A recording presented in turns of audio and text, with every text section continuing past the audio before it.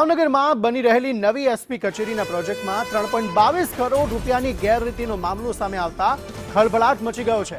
ભવ્ય હેરિટેજ બિલ્ડિંગનું કામ પૂર્ણ થાય તે પહેલા જ આ મોટા ભ્રષ્ટાચારના આક્ષેપો થયા છે।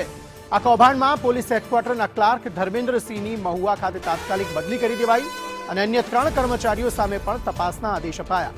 પ્રાથમિક તપાસમાં ઉચ્ચ અધિકારીઓને અંધારામાં રાખીને આ ગેરરીતિ આચરવામાં આવી હોવાનું સામે આવ્યું છે।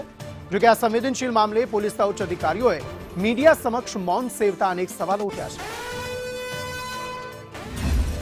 ભાવનગર શહેરમાં નવી બની રહેલી જિલ્લા પોલીસ વડાની કચેરી હજી બન્યા પહેલાં જ વિવાદમાં આવી છે। કારણ કે કહી શકાય કે ભાવનગર શહેરમાં જે નવાપરા ખાતે આવેલી જિલ્લા પોલીસ અધિક્ષકની કચેરી છે તે હજી બની રહી છે, ત્યાં જ વિવાદમાં સપડાઈ છે। કારણ કે 3.22 કરોડનું ગેરરીતિનું સામે આવ્યું છે અને તેને લઈને જિલ્લા પોલીસ વડા દ્વારા તપાસની આદેશ છે તે કરવામાં આવી રહ્યા છે। અલગ અલગ કાગળો ઉપર સહી કરાવીને 3 કરોડથી વધુની ગેરરીતિ છે તે કર્મચારીઓ દ્વારા આચરવામાં આવી છે। તેને લઈને ક્લાર્ક સહિત 3 વ્યક્તિઓ વિરુદ્ધ છે તે તપાસ છે તે બેસાડવામાં આવી છે। ધર્મેન્દ્રસિંહ નામના ક્લાર્કની તાત્કાલિક અસરથી મહુવા ખાતે બદલી કરી દેવામાં આવી છે। આ ઉપરાંત કહી શકાય કે 3 કર્મચારીઓ છે તેમની સામે ખાતાકીય તપાસ છે તે શરૂ કરી દેવામાં આવી છે। મયુર દવે, સંદેશ ન્યૂઝ, ભાવનગર।